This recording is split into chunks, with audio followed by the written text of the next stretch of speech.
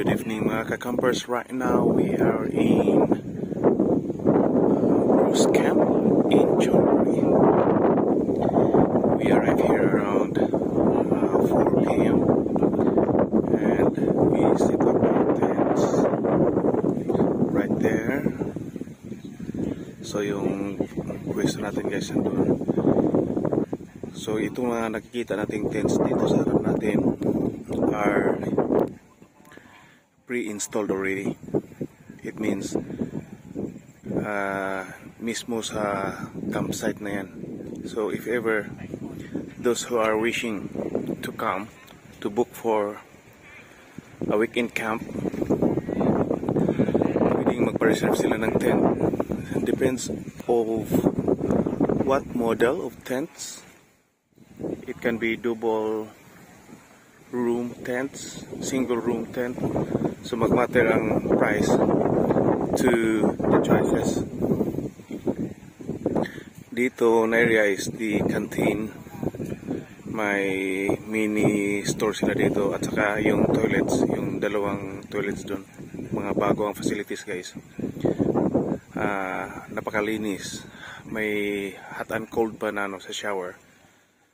So ikutin natin guys, ikutin natin.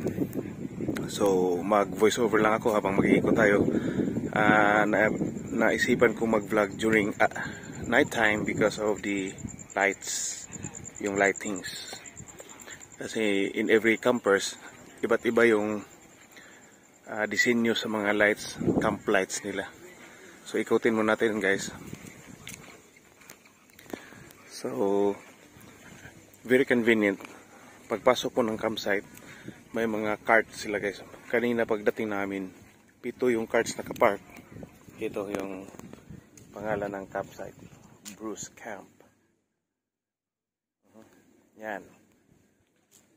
So may mga carts sila na pwedeng ihakot mo ng mga gamit. So ito yung toilet, ito yung sa mga lalaki, on the other side sa mga babae. Napakalinis, new facilities. At saka may sila guys, yung tawag namin sa amin bomba or pump, water pump. So ikot tayo dito. Dito na area, medyo konti lang ang nag put up ng tents dito kasi nga bagong open to dito na area. Kaka-extend lang nila. And this area here fully, marami na sila dito. So ito guys, itong daanan na to, papunta to ng tubig kasi dyan is lake na yan, dyan lake na yan. So ito daanan ng mga jet ski kasi may ibang campers na may water activities like the jet ski sila. Kita nyo mga ilaw guys, yan. Different camper, different kinds of lights na install. Yan sa atin. Ito, napansin nyo, mostly of the tents are Coleman. Mga Coleman brand, napakamahal. Ito, Quiche. Anong pangalan? Ito, Coleman. 2-room tents. Yung sa harap, mga single tents, Coleman pa rin. Yan. Ito, ang renta nito is 800.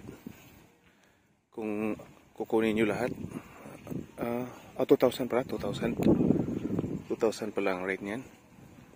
Yung sa una, yung 1 room lang is 800. Ito yung sa atin.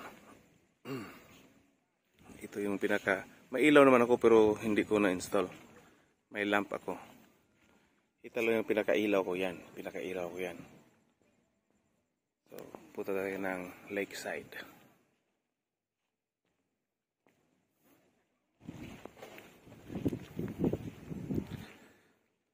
Yung ilaw ko is ganyan. Ito guys, ito yung ilaw ko.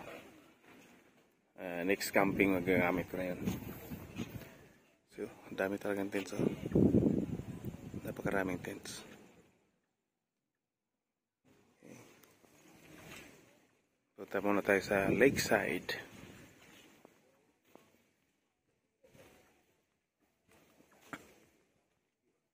Ito may mga stone formation. And this side is already the lake. ito, lake. At sa bundok na yun. Ito yung front side, yung the campsite. So, to avoid privacy guys, so we have to avoid privacy.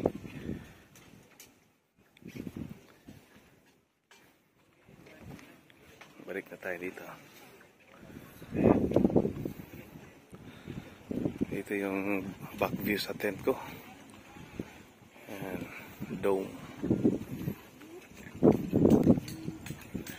Ang size ng tent ko is 240 by 240 by 160 cm. So, magkasya siya ng 4 to 5 packs yung tent ko. Most of my tents is ganyan ang size.